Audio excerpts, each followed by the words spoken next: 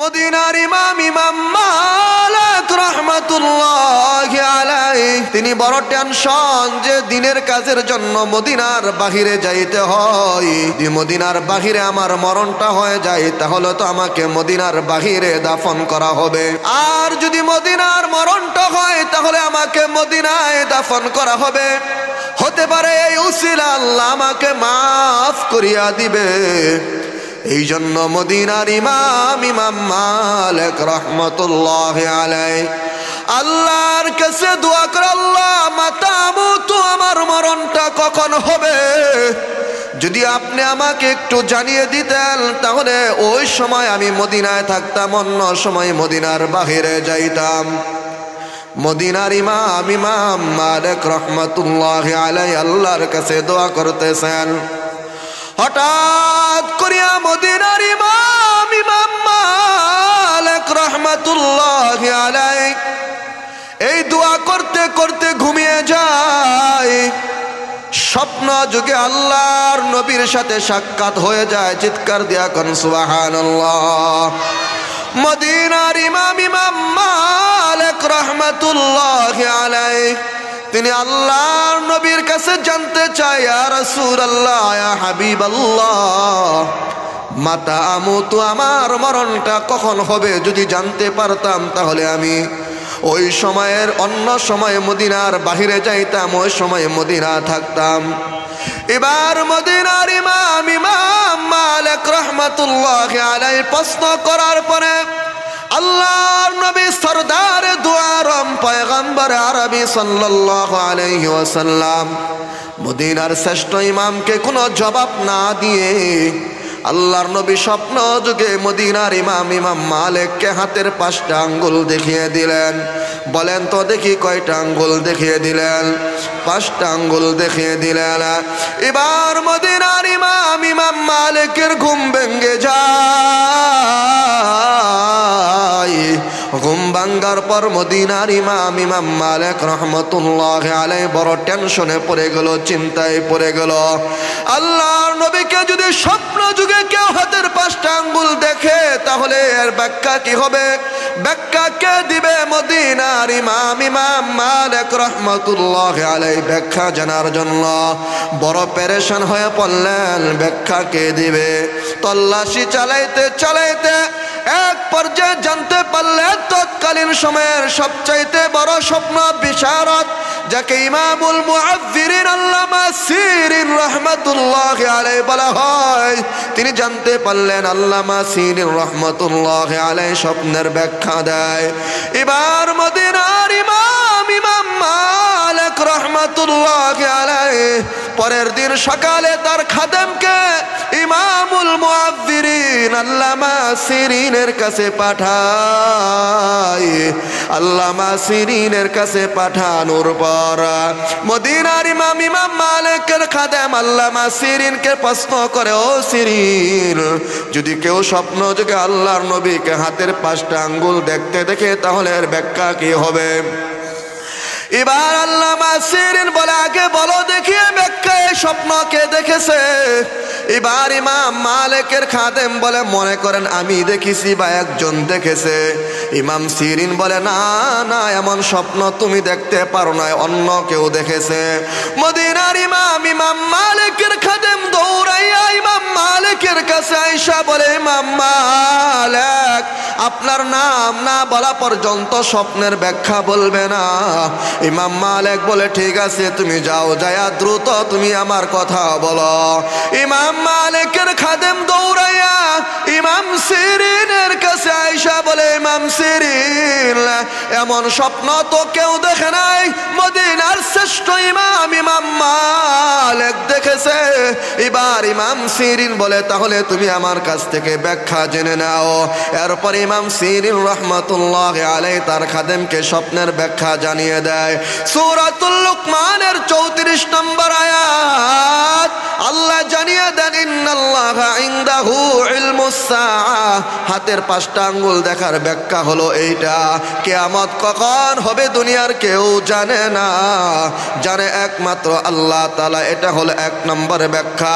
2 নম্বর ব্যাখ্যা হলো ওয়ায়ুনাজ্জিলুল গায়ব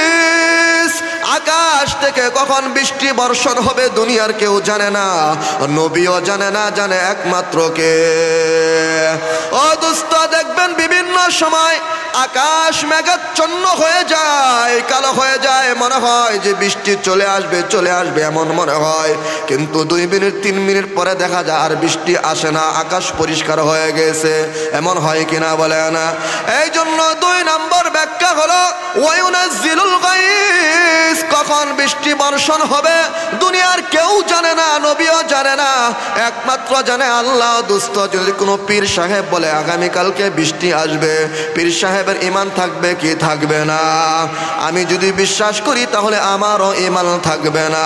2 নম্বর ব্যাখ্যা ওয়ালামু মা ফিল আরহাম। 3 নম্বর ব্যাখ্যা হলো মার গর্ভের ভিতরে কোন সন্তান আছে এটা দুনিয়ার কেউ জানে না, জানে একমাত্র আল্লাহ তাআলা।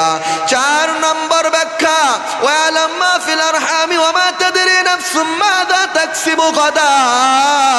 ও দোস্ত, আগামীকালকে কি খাবেন বা কে কোথায় খাবো, এই মহুরিপট্টি এলাকা আমরা খাইতে পারবো না, অন্য এলাকায় খাইব, অথবা কি খাবো দুনিয়ার কেউ জানে না, জানে একমাত্র কে। যদি জানতে পারতো তাহলে আমাদের দেশের প্রধানমন্ত্রী দোস্ত দুপুরে রান্না করছে, বড় বড় মাছ রান্না করছে, দেশি মুরগি রান্না করছে, আরো সুন্দর সুন্দর খাবার পাকাইছে। দুপুরে রান্না করার পরেও এক কাপড় পরে বাংলাদেশ থেকে পালাইতে হয়েছে, খাবার খাইতে পারে না, ঠিক কিনা বলেন? এই জন্য আল্লাহ বলেন ওয়ালামু মা ফিল আরহামি ওয়া মা তাদরি নাফসুম মাযা তাকসিবু গাদা। আগামী কালকে কে কি খাবে, কে কোথায় খাবে, কোন রিজিক খাবে, ভাত খাবে না রুটি খাবে, এটা দুনিয়ার কেউ জানে না, নবীও জানে না, জানে একমাত্র কে। ওয়ালামু মা ফিল আরহামি ওয়া মা তাদরি নাফসুম মাযা তাকসিবু গাদা ওয়া মা তাদরি নাফসুম বিআইয়ি আরদিন তামুত। কার মরণটা কখন হবে ও দোস্ত, কে কোথায় মরবে, কার মরণটা কখন হবে দুনিয়ার কেউ জানে না, জানে একমাত্র কে। যদি আমাদের দেশের প্রেসিডেন্ট জিল্লুর রহমান সাহেব জানতে পারতো যে অল্প দিনের ভিতরে তার বাংলাদেশে মরতে হবে, তাহলে বাংলাদেশে থাকতো না, অন্য দেশে যাইতো। আরো জোরে বলেন, অন্য দেশে যাইতো কিনা? অন্য দেশে চলে যাইতো।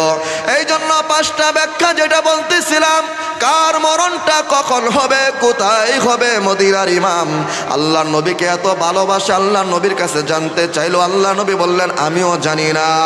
এই জন্য বাবাজিরা, বন্ধুরা আমার, ও দোস্ত, হাদিসের মধ্যে আসছে মান মাতা ফাকাদ কামাত কিয়ামাতুহু, মানুষ যখন মারা যায় তার কিয়ামত শুরু হয়ে যায়।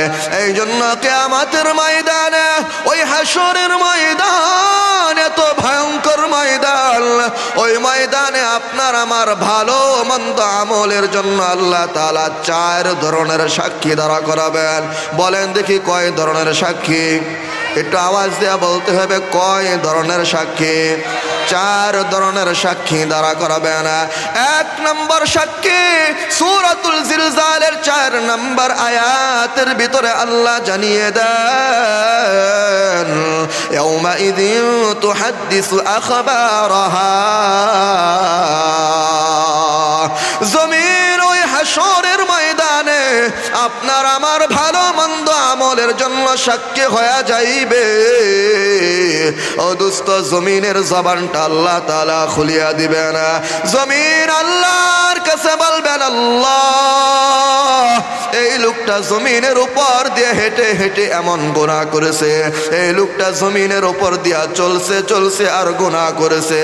আবার এটাও বলবেন, এই লোকটা জমিনের উপর বসে বসে কোরআন ও হাদিসের কথা শুনেছে, ভালো কাজ করেছে। ও দোস্ত, জমিনটা সাক্ষী হয়ে যাইবে। এই জন্য জমিনের উপর দিয়া যারা গুনাহ করে, জমিনের উপর বসে বসে গুনাহ করে, জমিন ছাড়া আমরা কেউ চলতে পারবো কিনা বলেন? চলার কোনো সুযোগ আছে কিনা? সুযোগ নাই, জমিন সাক্ষী হয়ে যাইবে। আজকে আমাদের সমাজটা এমন হয়ে গেছে, জমিনের উপর আল্লাহর দেয়া নিয়ামত, জমিনের উপর বসে বসে গুনাহ করে একটুও ভাবি না এই জমিনটা কে দিয়েছে, আমাকে কে সৃষ্টি করেছে। লজ্জা উঠে গেছে আজকে সমাজের ভিতরে, লজ্জা নাই, জমিনের উপর দিয়া চলে আর গুনাহ করে, জিনা ব্যভিচার লিপ্ত হয়। প্রকাশ্যে জিনা করে, তাও কারা করে? যারা বেশি ক্ষমতাশীল তারাই করে, ঠিক কিনা বলেন? এদের লজ্জা শরম বলতে কিছু নাই আজকে সমাজের ভিতরে। হাদিসের মধ্যে নবীজি সাল্লাল্লাহু আলাইহি ওয়াসাল্লাম ইরশাদ ফরমান, ইন্নাল হায়া ওয়াল ঈমানা কুরিনা জামিআ। লজ্জা এবং ঈমান দুইটা একই প্রকৃতির। ফাইদা রুফিআ আহাদুহুমা রুফিআ আখর। দুইটার মধ্যে একটা উঠে গেলে আরেকটা অটোমেটিক চলে যায়। যার লজ্জা নাই তার ঈমানও ঠিক নাই, ঠিক কিনা বলেন? তিরমিজি শরীফের হাদিসের মধ্যে আছে 2009 নম্বর হাদিসের মধ্যে আল্লাহর নবী ইরশাদ ফরমান, আল হায়াউ মিনাল ঈমান ওয়াল ঈমানু ফিল জান্নাহ। হায়া লজ্জা হলো ঈমানের একটা অংশ। ওয়াল ঈমানু ফিল জান্নাহ, আর যার ঈমান আছে সে জান্নাতের মধ্যে যাবে। ওয়াল বাযাউ মিনাল জাফা, নির্লজ্জতা, লজ্জাহীনতা, শরম, এটা হলো দুর্ব্যবহারের অন্তর্ভুক্ত। ওয়াল বাযাউ ফিন্নার, আর যার দুর্ব্যবহারকারী, যার দুর্ব্যবহার আছে, ফিন্নার, সে জাহান্নামের মধ্যে যাইবে। এই জন্য দোস্ত হাদিসের মধ্যে আসছে যে আমরা কবিরা গুনাহে লিপ্ত হই, জিনা ব্যভিচারে লিপ্ত হই। এক হাদিসের মধ্যে আসছে বুখারী শরীফের 6861 নম্বর হাদিসের মধ্যে আসছে, একজন লোক আল্লাহর নবীর কাছে আইসা বলে, ইয়া রাসূলুল্লাহ, হাবিবাল্লাহ, আইয়ুয যামবি আকবারু ইনদাল্লাহ, আল্লাহর কাছে সবচাইতে বড় গুনাহ কোনটা? ক্বালা রাজুলান ক্বালা রাসূলুল্লাহ সাল্লাল্লাহু আলাইহি ওয়াসাল্লাম, নবীজি সাল্লাল্লাহু আলাইহি ওয়াসাল্লাম বললেন, আনতাদু লিল্লাহি নিদ্দা ওয়া হুয়া খালাকাকা, আল্লাহ তোমাকে সৃষ্টি করেছে অথচ তুমি আল্লাহর সাথে সমকক্ষ বানাইতেছ। কি বানাইতেছ? সমকক্ষ বানাইতেছ। যারা প্রেম করে তারা আল্লাহর সাথে শিরিক করে। যারা প্রেম করে তারা আল্লাহর সাথে কি করে?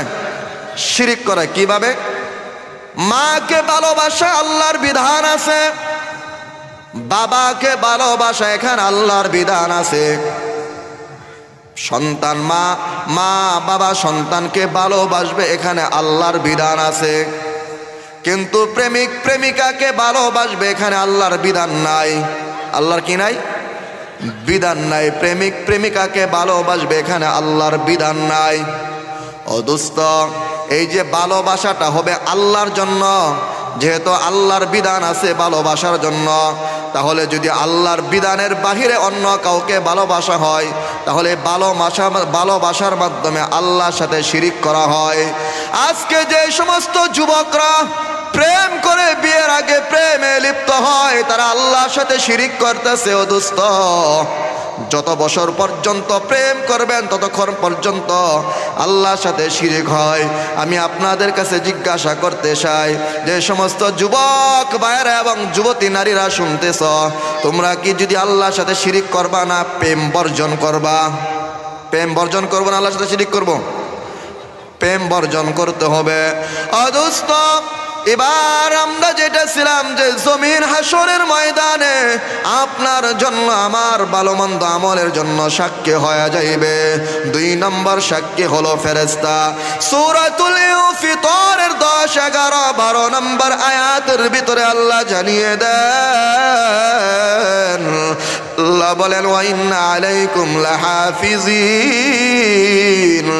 কিরামান কাতিবিন, আপনার আমার কাঁধের ভিতরে ফেরেশতা আছে যাদেরকে কিরামান কাতিবিন বলা হয়। ফেরেশতা সব কিছু লিখতেছে।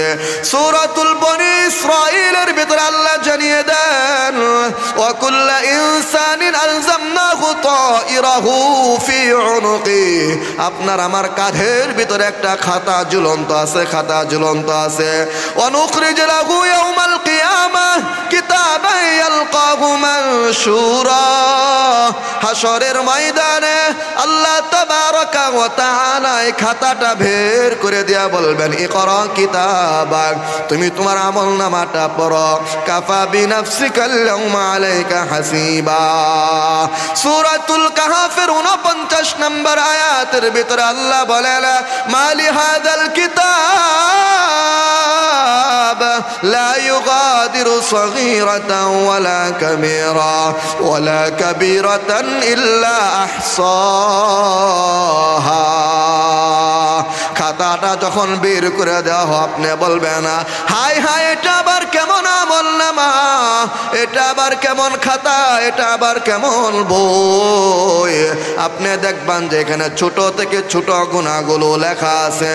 মনে মনে চিন্তা করবেন আর বলবেন যে দুনিয়ার ভিতরে ঘরের দরজা জানালাটা বন্ধ করে আমি গুনাহ করেছি, আমার গুনাহটা দুনিয়ার কেউ দেখে নাই, এলাকার মেম্বার চেয়ারম্যান দেখে নাই, আমার স্ত্রী দেখে নাই, আমার স্বামী দেখে নাই। আপনি বলবেন দুনিয়ার কেউ দেখে নাই, দরজা জানলা সব বন্ধ ছিল, ওই গুনাহটা দেখে নাই। আজকে দেখি এই খাতার ভিতরে সব লেখা আছে, সব লেখা থাকবে। তাহলে 3 নম্বর সাক্ষী হলো, 2 নম্বর সাক্ষী হলো ফেরেশতা, 3 নম্বর সাক্ষী আপনার আমার অঙ্গ পতঙ্গ। ও দুস্থ বাবাজিরা বন্ধুরা আমার গভীর মনোযোগ দিয়া শুনেন, সূরাতুল ইয়াসিনের 65 নম্বর আয়াতের ভিতরে আল্লাহ জানিয়ে দেন আল্লাহুম্মা নাখতিমু আলা আফওয়াহিহিম ওয়া তুকাল্লিমুনা আইদিহিম ওয়া তাশহাদু আরজুলুহুম বিমা কানু ইয়াকসিবুন। হাসরের ময়দানে আপনার আমার ভালো মন্দ আমলের জন্য হাত সাক্ষী হয়ে যাইবে, আল্লাহ জবানটা বন্ধ করিয়া দিবেন, হাত আল্লাহর সাথে কথা বলবেন, হাত বলবেন আল্লাহ এই হাতের মাধ্যমে বান্দা জিনা করেছে, এই হাতের মাধ্যমে মানুষকে অন্যায়ভাবে থাপ্পড় মেরেছে। জবান আল্লাহর সাথে কথা বলবেন আল্লাহ এই জবানের মাধ্যমে সে মিথ্যা কথা বলেছে, এই জবানের মাধ্যমে সে মানুষকে গালিগালাজ করেছে, আমি জবান তার বিপক্ষে সাক্ষী হয়ে গেলাম। বাবাজিরা বন্ধুরা আমার একটু চিন্তা করেন, আল্লাহ তাবারাকা ওয়া তাআলা আপনাকে আমাকে এত সুন্দর জবানটা কেনে দিল, যার জবানটা নাই তার একবার জিজ্ঞাসা করে দেখবেন জবান না থাকার কেমন লাগে। এই জন্য একটু চিন্তা করার দরকার। আল্লাহ তাআলা জবান নামে একটা তো সুন্দর একটা নিয়ামত আমাকে দান করেছে। ও দোস্ত, আমরা যখন বিদেশের ভিতরে যাই, দেশ থেকে অন্য দেশে যাই, সিমটা পাল্টাইতে হয় কিনা বলেন? সিমটা পাল্টাইতে হয়, সিম না পাল্টাইলে কথা বলা যায় না। আল্লাহ এত সুন্দর নিয়ামত দান করলো, আমার দেশ ছেড়ে অন্য দেশে গেলে কথা বলার জন্য সিম পাল্টাইতে হয়। যদি জিহ্বাটা পাল্টাইতে হইতো তাহলে কেমন লাগতো বলেন দেখি। আল্লাহ বলেন ও বান্দা তোরা এত সুন্দর নিয়ামত দান করলাম, বিদেশ গেলে সিম পাল্টায়া কথা বলতে হয়। আমি আল্লাহ জিহ্বা পাল্টানোর জন্য কিছু বললাম না, জিহ্বা পাল্টাইতে হবে না, এই নিয়ামতের মাধ্যমে তুমি কথা বলো। ও দোস্ত, যদি বিবেকমান হয়ে থাকেন একবার চিন্তা করে দেখেন, আল্লাহ এত সুন্দর নিয়ামত দান করছেন, এই সুন্দর নিয়ামতের মাধ্যমে আমি গুনাহ করি, মিথ্যা কথা বলি, গীবত শিকায়াত করি। এই জন্য হাসরের ময়দানে আপনার আমার অঙ্গ প্রত্যঙ্গ আল্লাহর আদালতে সাক্ষী হয়ে যাইবে। ও দোস্ত, শুধু তাই নয়, আল্লাহ তাআলা সূরাতুল হামিম সাজদার 20 নম্বর আয়াতের ভিতরে জানিয়ে দেন হাত্তা ইযা মা জাউহা শাহিদা আলাইহিম সামউহুম ওয়া আবসারুহুম ওয়া জুলুদুহুম বিমা কানু ইয়ামালুন। এই যে শীতের মৌসুম আসছে, আমরা শরীরের চামড়া ত্বক ভালো রাখার জন্য দামি দামি তোল, দামি দামি লোশন, মেরিল ব্যবহার করি কিনা বলেন? ব্যবহার করি না? দামি দামি সাবান ব্যবহার করি যাতে চামড়া নষ্ট না হয়ে যায়, তৈল ব্যবহার করি যাতে চামড়া নষ্ট না হয়ে যায়। হাসরের ময়দানে এই চামড়া আপনার আমার পক্ষে বিপক্ষে সাক্ষী। যখন চামড়া আপনার আমার বিপক্ষে সাক্ষী হয়ে যাইব, আপনি আমি চামড়াকে বলবো কিরে চামড়া লিমা শাহিদতুম আলাইনা, আজকে তুইও আমার বিপক্ষে সাক্ষী হয়ে গেলি। চামড়া বলবে আজকে তুইও আমার বিপক্ষে সাক্ষী হয়ে গেলি। চামড়া কি জবাব দিবেন জানেননি? ক্বালু আলতাকানাল্লাহুল্লাযী আনতাকা কুল্লা শাই। চামড়া বলবে আল্লাহ তাআলা অন্য অন্য প্রাণী জাতিকে অন্য অন্য বস্তুকে যেমনি ভাবে কথা বলার শক্তি দান করেছেন, বাক শক্তি দান করেছেন, ঠিক তেমনি ভাবে আমাকেও বাক শক্তি দান করেছেন। এই জন্য আমি তোমার পক্ষে বিপক্ষে আল্লাহর আদালতে সাক্ষী হয়ে গেলাম। বাঁচার কোনো সুযোগ আছে কিনা বলেন? আরো জোরে বলেন আছে কিনা? 3 নম্বর সাক্ষী হলো 4 নম্বর সাক্ষী আল্লাহ সূরাতুল হামিম সাজদার 53 নম্বর আয়াতের ভিতরে জানিয়ে দেন। আল্লাহ বলেন আওয়ালাম ইয়াকফি বিরাব্বিকা আন্নাহু আলা কুল্লি শাইইন শাহিদ। এই 3 সাক্ষী না হলেও হতো। 3 নম্বর 4 নম্বর সাক্ষী হলো আল্লাহ। একটু আওয়াজ দিয়ে বলেন না আপনার আমার ভালো মন্দ আমলের জন্য 4 নম্বর সাক্ষী কে? আরো জোরে বলেন কে হবে? এই জন্য দোস্ত সূরাতুল হাক্কার 19 নম্বর আয়াত থেকে আল্লাহ বর্ণনা করেন ফাম্মা মান উতিয়া কিতাবাহু বিয়ামিনি। যখন হাসরের ময়দানে আপনার আমার আমলনামা ডান হাতে দেওয়া হবে, ডান হাতে, তখন বান্দা বলবে ফায়াকুলু হাউমু করাউ কিতাবিয়া। আনন্দে হাসতে হাসতে ভাই বেরাদর যারা আছে সবাইকে বলবে এই যে দেখো আমার আমলনামা ডান হাতে দেওয়া আছে, আজকে আমি জান্নাতি। তখন আল্লাহ তাআলা বলবেন ও দোস্ত দুনিয়ার ভিতরে আপনার আমার ফল খাইতে মন চাইলে আগে টাকা বাস করতে হয়, এরপরে টাকা দিয়ে বাজারে যাইতে হয়, বাজার থেকে ফলটা কিনে আনে ধুইতে হয়, এরপরে চাকু দিয়ে কাটতে হয়, মুখে দিতে হয়, চিবাইতে হয়, এরপরে স্বাদ পাওয়া যায়। আল্লাহ বলেন কুলু ওয়াশরাবু। হাসরের ময়দানে তোমার ওই ফল খাওয়ার জন্য চাবাইতে হবে না, কিনতে হবে না, কাটতে হবে না, ফল খাইতে মন চাইবে, মনে মনে ধারণা করবে আর জান্নাতের সমস্ত নাজ নিয়ামতের ফলগুলো তোমার মুখের ভিতরে চলে আসবে। একটু আওয়াজ দেয়া কন্যা সুবহানাল্লাহ। ওয়া আম্মা মান উতিয়া কিতাবাহু বিশিমালি। আর যদি আমলনামাটা বাম হাতে দেওয়া হয় ফায়াকুলু ইয়া লাইতানি লাম উতা কিতাবিয়া ওয়া লাম আদরি মা হিসাবিয়া। সে বলবে আমি তো এমন আমলনামা ধারণা করি নাই, এমন আমলনামা তো আমি চাই নাই। ওয়ালাম আদরি মা হিসাবিয়া মা আগনা আন্নি মালিয়া। ওই হাসরের ময়দানে মা আগনা আন্নি মালিয়া, মাল কোনো কাজে আসবে না। মালওয়ালা বলবে আজকে আমার মাল কোথায় গেল, বাড়িওয়ালা বলবে আমার আজকে বাড়ি কোথায় গেল, গাড়িওয়ালা বলবে আজকে আমার গাড়ি কোথায় গেল, জমিনওয়ালা বলবে আজকে আমার জমিন কোথায় গেল। ও দোস্ত হাসরের ময়দানে বাড়ি কোনো কাজে আসবে না, গাড়ি কোনো কাজে আসবে না, জমিন কোনো কাজে আসবে না। হালাকা আন্নি সুলতানিয়া। নেতার নেতাগিরি শেষ হয়ে যাইবে, মেম্বার বলবে আজকে আমার মেম্বারগিরি কোথায় গেল, চেয়ারম্যান বলবে আজকে আমার চেয়ারম্যানগিরি কোথায় গেল, এমপি বলবে আজকে আমার এমপিগিরি কোথায় গেল, মন্ত্রী বলবে আজকে আমার মন্ত্রীগিরি কোথায় গেল, রাষ্ট্রনায়ক বলবে আজকে আমার রাষ্ট্রনায়কগিরি কোথায় গেল। মাতাব্বরের মাতাব্বরগিরি থাকবে না, মেম্বারের মেম্বারগিরি থাকবে না, চেয়ারম্যানের চেয়ারম্যানগিরি থাকবে না, এমপির এমপিগিরি থাকবে না, মন্ত্রীর মন্ত্রীগিরি থাকবে না, রাষ্ট্রনায়কের রাষ্ট্রনায়কগিরি থাকবে না, প্রধানমন্ত্রীর প্রধানমন্ত্রীগিরি থাকবে না। আল্লাহ বলবেন খুযূহু ফাগুল্লু। তুমি একে ধরো এবং বেরি পড়াও। সুম্মাল জাহিমা সাল্লু। ধাক্কা দিয়ে জাহান্নামের ভিতরে ফেলে দাও। সুম্মা ফি সিলসিলাতিন দারউহা ৭০ যিরাআন ফাসলুকু। আল্লাহ বলবেন জাহান্নাম থেকে ৭০ গজ একটা লম্বা শিকল এনে 2 নাকে ছিদ্র দিয়ে ঢুকিয়ে পিছনের রাস্তা দিয়ে বের করে দাও।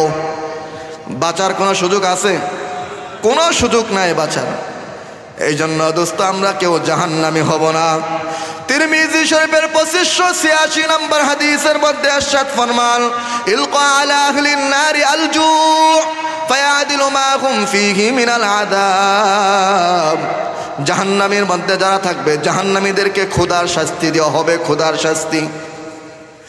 ও দোস্ত যখন ক্ষুধার শাস্তি দেওয়া হবে, ক্ষুধার যন্ত্রণা মানুষ সহ্য করতে পারবে না, তখন তারা বলবে, জাহান্নামের প্রহরীদের বলবে, আমারা ক্ষুধার শাস্তি আর সহ্য হচ্ছে না, মেহেরবানি করে একটু খাবার দাও।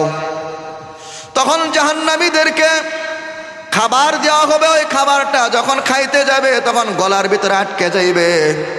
ফায়ারফা ইলাইহিমুল হামিমু বিকালালি বিল হাদিদ। গলায় আটকে গেলে আমরা কি করি? পানি পান করি। গলায় আটকে গেলে আমরা পানি পান করি। জাহান্নামের দায়িত্বশীলদের কাছে পানি চাওয়া হবে গলার খাবারটা পেটে নেওয়ার জন্য। ও দোস্ত, যখন পানি দেওয়া হবে একটু ভালো করে চিন্তা করেন। জাহান্নামের মধ্যে যখন পানি দেওয়া হবে, ওই পানি যখন আমি পান করার জন্য সামনে আনবো, পানি এখনো পান করি নাই। ফাইদা দানাত মিল বুজুহিহিম শাওয়াত বুজুহুম। যখন পানিটা আমি পান করার জন্য সামনে আনবো, পানির তাপমাত্রার কারণে আপনার আমার চেহারা পুরে সারখার হয়ে যাইবে। এখনো পান করি না। অর্থাৎ মাফি বুতুনিহিম, যখন পানিটা পান করব, ওই পানিটা পান করা মাত্র নারী পুরে গুড়ে পুরে সারখার হয়ে জমিনে পড়ে যাইবে। ও দোস্ত, তাফসীরের মাঝহারির ভিতরে উল্লেখ করা হয়, লাউ উলকিয়াত ফিহা আলাল জিবাল লাযাবাত। যদি জাহান্নামের পানি একটু এনে পাহাড়ের মধ্যে ছেড়ে দেওয়া হয়, তাহলে পাহাড়টা মোমের মতন গলে যাইবে, বাঁচার সুযোগ আছে। তখন মানুষ জাহান্নামীরা বলবে, উদু খাজানাতা জাহান্নাম। আমরা জাহান্নামের প্রহরীর কাছে যায় বলি, আল্লাহ যেন আমাদের শাস্তিটা হালকা করিয়া দেয়। জাহান্নামের প্রহরীর কাছে আসার পর তারা বলবে, যখন বলবে আমাদের শাস্তি হালকা করে দেন, তখন জাহান্নামের প্রহরীরা বলবে, আলাম তাকু তাতিকুম রাসূলুকুম বিল বায়িনাত। তোমাদের কাছে কি আলেম ওলামা আসছিল না? নবী রাসূল আসছিল, কোরআন হাদিসের কথা বলেছিল। হালিমাতুস সাদিয়া নামক মহিলা মাদ্রাসা তোমাদের এলাকায় প্রতিষ্ঠিত হয়েছিল। মুফতি ইলিয়াসুর রহমান এই মাদ্রাসা প্রতিষ্ঠা করেছিল। উনি তোমাদেরকে দ্বীনের দাওয়াত দিয়েছে, মাদ্রাসা সন্তানদেরকে ভর্তি করার জন্য বলেছে, কোরআন শিক্ষা দেওয়ার জন্য বলেছে। কেন তোমরা শিখো নাই? হাসরের ময়দানের কথা কেন ভাবো নাই? আল্লাহকে রব বলে স্বীকার কেন করো নাই? আজকে তোমাদের নাকুম্মা কিসুন, তোমরা এখানে থাকো। এরপরে তোরা জাহান্নামের প্রধান প্রহরী ফেরেশতা, প্রধান প্রহরী দারোয়ান মালিকের কাছে যায় বলবো, মালিক মেহেরবানি করে শাস্তিটা একটু হালকা করিয়া দেয় না। ইমাম মালিক কি বলবেন জানেননি? ইমাম আমাস বলেন, নুব্বিতু আন্না বাইনা দুআইহিম ওয়া বাইনা ইজাবাতি মালিকিন ইয়াহুম আলফাম। ইমাম মালিক 1000 বৎসর পরে জবাব দিবে, কোনো কথা বলবে না। ইমাম মালিক বলবেন, ইন্নাকুম মাসিক মা কিসুন, চুপচাপ তোমরা জাহান্নামের শাস্তি ভোগ করো, বাঁচার কোনো সুযোগ আছে? নিরাশ হয়ে তারা যাবে, উদউ রাব্বাকুম। তারা বলবে, চলো আমরা আমাদের রবের কাছে যাই, আল্লাহর কাছে যাই। জাহান্নামের প্রহরী আমাদেরকে তাড়িয়ে দিয়েছে, জাহান্নামের প্রধান দারোয়ান ফেরেশতা মালিক আমাদেরকে তাড়িয়ে দিয়েছে। এবার চলো আল্লাহর কাছে যাই। আল্লাহর কাছে আয়েশা বলবেন, রব্বানা গলাবাত আলাইনা শিকওয়াতুনা ওয়া কুননা কওমান দাল্লিন। আল্লাহর কাছে আয়েশা বলবে, আল্লাহ দুনিয়ার ভিতরে আমরা হতভাগা ছিলাম, দুনিয়ার ভিতরে আমরা আপনাকে রব মানি নাই, আমরা আপনাকে আল্লাহ বলে স্বীকার করি নাই, আপনি এবং আপনার রাসূলের জীবন অনুযায়ী জীবন যাপন করি নাই। রব্বানা গলাবাত আলাইনা শিকওয়াতুনা ওয়া কুননা কওমান দাল্লিন। মেহেরবানি করে আপনি আমাদেরকে আব্বানা আখরিজনা, আপনি আমাদেরকে জাহান্নাম থেকে বের করে দেন না। আল্লাহ কি বলবেন জানেননি? আল্লাহ বলবেন, ইখসাউ ফিহা ওয়া লা তুকাল্লিমুন। আল্লাহ বলবেন, ইখসাউ ফিহা ওয়া লা তুকাল্লিমুন। আল্লাহ বলবেন, ও জাহান্নামীরা, আমি আল্লাহ তোদের সাথে কোনো কথা বলবো না, তোরা অপদস্থ অপমানিত অবস্থায় জাহান্নামের ভিতরে থাক। এই জন্য বাবা জিরা বন্ধুরা আমার, হাতে জোরে বলে পায়ে জোরে বলি, জীবনে অনেক গুনাহ করেছেন। যে হাদিসটা বলছিলাম বুখারী শরীফের হাদিস, এই হাদিসের মধ্যে আসছে মানুষ কবিরা গুনাহে লিপ্ত হবে, সবচাইতে বড় গুনাহ। প্রতিবেশীর সাথে তারা কবিরা গুনাহ করবে, তওবা করতে হবে। ও দোস্ত, তওবা ছাড়া কোনো উপায় নাই। খলিফাতুল মুসলিম মুসলিমিন ওমর ফারুক রাদিয়াল্লাহু তাআলা আনহু ইনি একদিন কোন এক জায়গায় যাবে, সফরে বের হয়, যাওয়ার পথে হঠাৎ করিয়া দেখে না রাস্তার ভিতরে একটা যুবক বসে বসে কান্না করতেছে। খলিফাতুল মুসলিমিন ওমর ফারুক রাদিয়াল্লাহু তাআলা আনহু ওই যুবকটাকে জিজ্ঞাসা করে, ও ভাই কেন তুমি কান্না করতেছো? এবার যুবকটা জবাব দেয়, ও যুবক, ও খলিফাতুল মুসলিমিন, আমি এমন একটা অন্যায় করেছি, ওই অন্যায়ের প্রতি অনুতপ্ত হয়ে কান্না করতেছি। খলিফাতুল মুসলিমিন ওমর বলে, আমার কাছে বলো। যুবকটা ওই খলিফাতুল মুসলিমিনের কাছে বলতে চায় না। এবার খলিফাতুল মুসলিমিন ওমর ফারুক রাদিয়াল্লাহু তাআলা আনহু ওই যুবকটাকে হাতে ধরে আল্লাহর নবীর দরবারে নিয়ে যায়। আল্লাহর নবীর দরবারে নিয়ে যাওয়ার পর আল্লাহর নবী ওই যুবকটাকে জিজ্ঞাসা করে, ও ভাই তোমার কি হয়েছে যে তুমি কান্না করতেছ? যুবকটা বলতে চাই না। আল্লাহর নবী যুবকটাকে বলে, হাল আশরাকতা বিল্লাহ, তাহলে কি তুমি আল্লাহর সাথে শিরিক করছো কিনা? যুবকটা বলে, না না, আমি আল্লাহর সাথে শিরিক করি না। এবার খলিফাতু আল্লাহর নবী ওই যুবকটাকে জিজ্ঞাসা করে, হাল কতালতা নাফসা, তাহলে কি তুমি কাউকে হত্যা করেছো কিনা? যুবকটা বলে, না না, আমি কাউকে হত্যা করি নাই। তাহলে এমন কি অন্যায় করলা? ওই যুবকটা আল্লাহর নবীকে জবাব দেয়, ইয়া রাসূলুল্লাহ, ইয়া হাবিবাল্লাহ, আমি এমন একটা অন্যায় করেছি, আমার নিয়ম ছিল যে আমি কাফনের কাপড় চুরি করে বিক্রি করতাম, এরপরে আমি রিজিকের ব্যবস্থা করতাম। কিন্তু কিছু আগে মদিনায় একজন সুন্দর সুন্দরী নারী মারা যায়। মারা যাওয়ার পরে রাত্রেবেলা যখন আমি তার কবরটা খনন করে যখন আমি তার কাফনের কাফনটা চুরি করে নিয়ে আসবো, নিয়ে আসার পথে শয়তান আমাকে ধোঁকা দেয়। শয়তান আমাকে প্ররোচনা দিয়ে বলে, ও যুবক, তোর তো যৌবনের চাহিদা আছে, তুই চাইলে এই সুন্দরী সুস্থি নারীটার সাথে কবরের মধ্যে তোর যৌবনের চাহিদাটা মিটাইতে পারতি, আজকে কেন তুই এত সুন্দর একটা সুবর্ণ সুযোগ ছেড়ে দিলি? ওই যুবকটা বলে, ইয়া রাসূলুল্লাহ, ইয়া হাবিবাল্লাহ, তখন আমি ওই শয়তানের প্ররোচনায় পড়ে ওই কবরে যে সুন্দর সুশ্রী নারীটার সাথে আমি জিনায় লিপ্ত হয়ে যখন জিনার কাজ করে যখন আমি চলে আসি, কবর থেকে হঠাৎ করে একটা আওয়াজ পাই। ওই সুন্দরী সুশ্রী নারীটা আমাকে ডাক দিয়ে বলো, যুবক, তুই চাইলে বৈধ পন্থার মাধ্যমে বিয়ে করে তোর যৌবনের চাহিদাটা মিটাইতে পারতি, আজকে কবরের ভিতরে তুই আমাকে নাপাক বানাইয়া জাহান্নামী বানাইলি, তুই নিজেও জাহান্নামী হইলে। যখন আমি এই কথাটা শুনলাম আমার ভিতরে বড় ধাক্কা লাগলো। আল্লাহ নবী ওই যুবকটাকে বলে, তুমি আমার দরবার থেকে বের হয়ে যাও। ওই যুবকটা আল্লাহ নবীর দরবার থেকে বের হয়ে মদিনার একটা পাহাড়ে উঠে 40 দিন 40 রাত পর্যন্ত কান্না করতেছে। হাদিসের মধ্যে আসছে ওই যুবকটা কান্না করতে করতে ওই যুবকের দুইটা চক্ষু বন্ধ হয়ে যায়। কান্না করতে করতে যুবকের দুইটা চক্ষুর পাশে দিয়ে দাগ পড়ে যায়। 40 দিন পরে আল্লাহর নবীর কাছে আল্লাহ তাআলা জিবরাইল আমিন আলাইহিস সালাতু ওয়াস সালাম পাঠাইলো। জিবরাইল আমিন আলাইহিস সালাতু ওয়াস সালাম আল্লাহ নবীর কাছে এসে 3টা প্রশ্ন করেন, ইয়া রাসূলুল্লাহ, ইয়া হাবিবাল্লাহ, আমি আপনার কাছে 3টা প্রশ্ন করতে চাই। 1 নম্বর প্রশ্ন হলো, সমস্ত মানুষের সৃষ্টিকর্তাকে আপনি না আল্লাহ? আল্লাহ নবী জবাব দেয়, আল্লাহ। 2 নম্বর প্রশ্ন হলো, সমস্ত মাখলুকাতের রিজিকের ফয়সালা কি আপনি করেন না আল্লাহ? আল্লাহ নবী বলেন, সমস্ত মাখলুকাতের রিজিকের ফয়সালা আল্লাহ করে। 3 নম্বর প্রশ্ন হলো, মানুষ অন্যায় করলে, গুনাহ করলে, এই গুনাহগুলো কি আপনি মাফ করবেন না আল্লাহ তাআলা মাফ করবেন না? আল্লাহর নবী জবাব দেয়, এই গুনাহগুলো আল্লাহ মাফ করবেন। জিবরাইল বলে, তাহলে ওই যুবকটাকে কেন আপনার দরবার থেকে তাড়িয়ে দিলেন?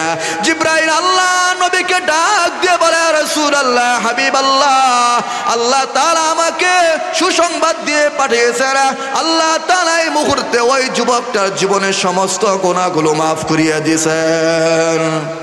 এই জন্য হাদিসের মধ্যে আসছে, আইনান লা তাবাসসুমান নার আইনান বাকাত মিন খাশিয়াতিল্লাহ, যে চক্ষুটা আল্লাহর ভয়ে কান্নাকাটি করে ওই চক্ষুটা কখনো জাহান্নামের আগুনে পুড়বে না। এই জন্য বাবাজিরা, বন্ধুরা, আমি বলবো, ও দোস্ত, সময়টা নষ্ট না করিয়া 16 ডিসেম্বর উপলক্ষে গান বাজনার ভিতরে লিপ্ত না হইয়া আল্লাহর কাছে তওবা করেন, 2টা চক্ষু দিয়া পানি ফেলেন আর তওবা করেন। আশা করা যায় ইনশাআল্লাহ আল্লাহ তাআলা আপনার আমার গুনাহগুলো মাফ করে দেবেন। আমরা রাজি আছি তো ইনশাআল্লাহ? তওবা করতে রাজি আছি তো ইনশাআল্লাহ? আমরা একটু আল্লাহর কাছে তওবা করব সবসময়, আল্লাহ যেন আপনার আমার জীবনের সমস্ত গুনাহগুলো মাফ করে দিয়ে জান্নাতুল ফেরদাউস নসিব করে। এই জন্য আল্লাহ তাআলার কাছে সবসময় তওবা